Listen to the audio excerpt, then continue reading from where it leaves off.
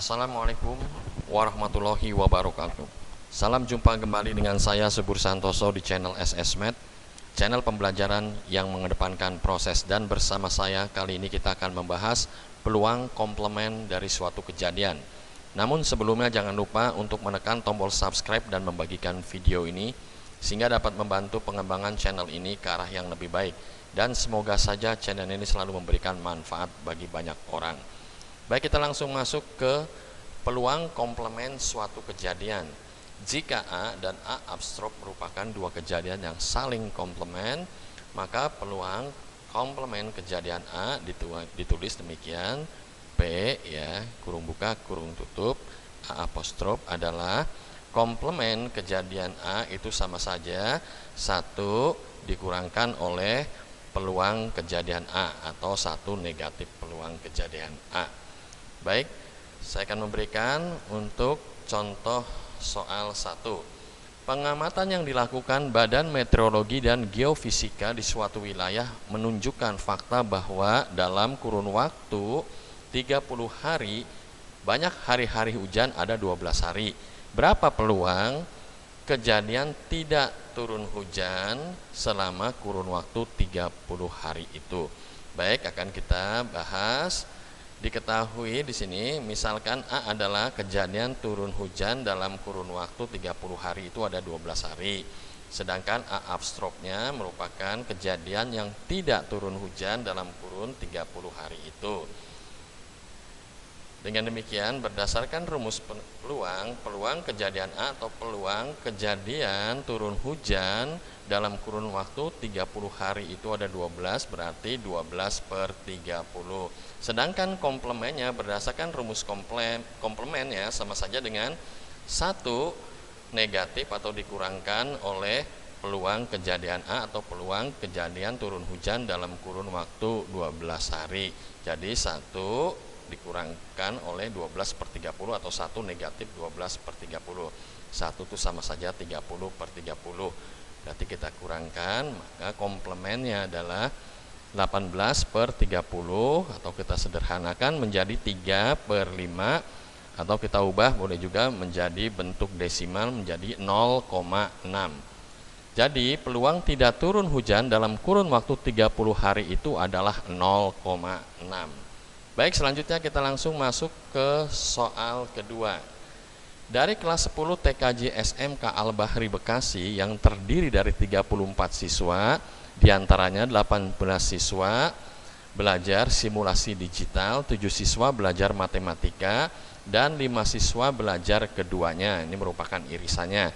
Jika dari kelas itu dipilih secara acak, tentukan peluang siswa yang sama sekali tidak belajar simulasi digital maupun belajar matematika. Ya, baik. Kita coba bahas. Diketahui 34 siswa SMK Al-Bahri itu berarti adalah titik sampelnya ya. Semuanya ada 34. Di antara mereka 18 belajar simulasi digital, 7 siswa belajar matematika, dan 5 siswa belajar keduanya. Ini berarti 5 siswa irisannya baik yang belajar simulasi digital maupun belajar matematika. Peluang siswa yang sama sekali yang ditanya adalah ini ya, peluang siswa yang sama sekali tidak belajar simulasi digital maupun belajar matematika adalah, baik, sebelah kanan saya akan saya visualisasikan dalam bentuk diagram Venn.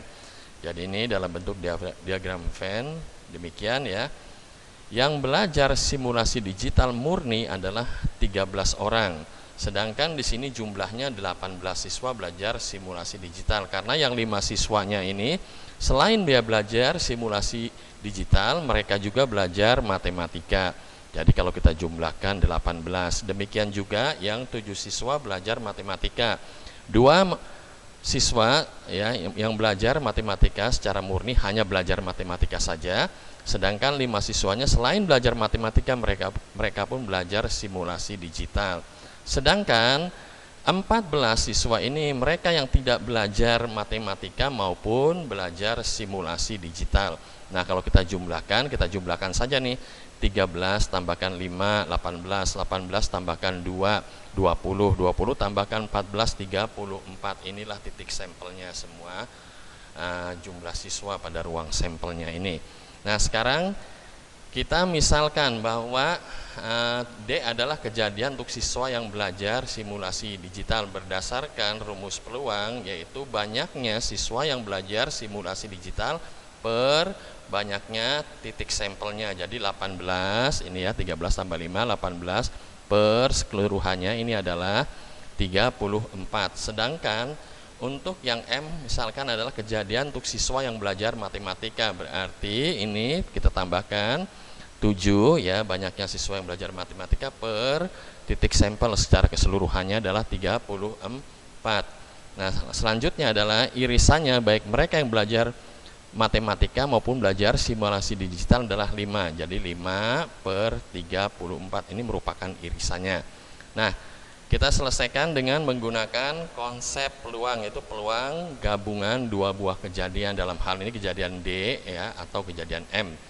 Ini sama saja tadi barusan, untuk peluang mereka yang belajar simulasi digital adalah 18 per 34, ditambahkan mereka yang belajar matematika ini 7 per 34, ya negatif atau dikurangkan oleh irisannya baik mereka yang belajar simulasi digital maupun belajar matematika, ya ini kita jumlahkan saja.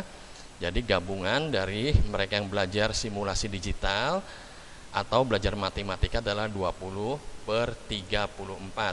Nah, komplemennya adalah 1 ya negatif atau dikurangkan oleh gabungan dari mereka yang belajar simulasi digital dan belajar matematika, berarti 1 negatif 20 per 34. Ini sama saja 34 per 34, berarti 14 per 34 atau 7 per 17. Nah, kalau kita hitung langsung dengan kita lihat kita perhatikan pada diagram Venn ini, kita akan langsung melihat bahwa mereka yang sama sekali tidak belajar simulasi digital maupun belajar matematika itu ada 14. Jadi langsung saja kita hitung bisa ya.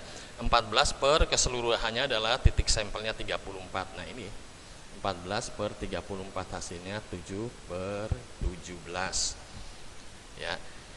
Jadi peluang terpilihnya siswa yang sama sekali tidak belajar simulasi digital maupun belajar matematika adalah 7 per 17. Demikian penjelasan singkat dari saya. Mohon maaf jika dalam penjelasan baik tutur kata maupun teknis penjelasannya kurang berkenan atau kurang memadai. Terima kasih yang sudah mau mensubscribe video ini. Terima kasih untuk Bandicam. Terima kasih untuk semua orang yang telah menyaksikan video ini. Assalamualaikum warahmatullahi wabarakatuh.